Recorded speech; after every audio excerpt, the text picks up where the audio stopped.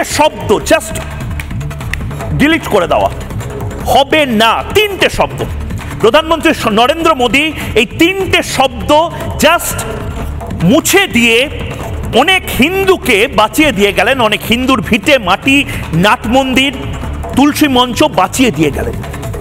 ভারতকে ইসলামী রাষ্ট্র বানানোর যে ছক, যে গজওয়াতুল হিন্দ বানানোর যে ছক ইসলামিক মৌলবাদীরা করেছে, সেইটাকে এক ঝটকায় আটকে দেওয়ার নাম ওয়াকফ সংশোধনী বিল। আপনাকে আমি জাস্ট এই হাতে ওয়াকফ অ্যামেন্ডমেন্ট বিলে omitting the provisions relating to the Waqf by use, Waqf by user, আপনারা সবাই এই অ্যামেন্ডমেন্টটা পড়ুন এবং আপনারা নিজেরা একটু পড়াশোনা করে দেখুন ওয়াকফ বাই ইউজারটা কি মারাত্মক একটা জিনিস।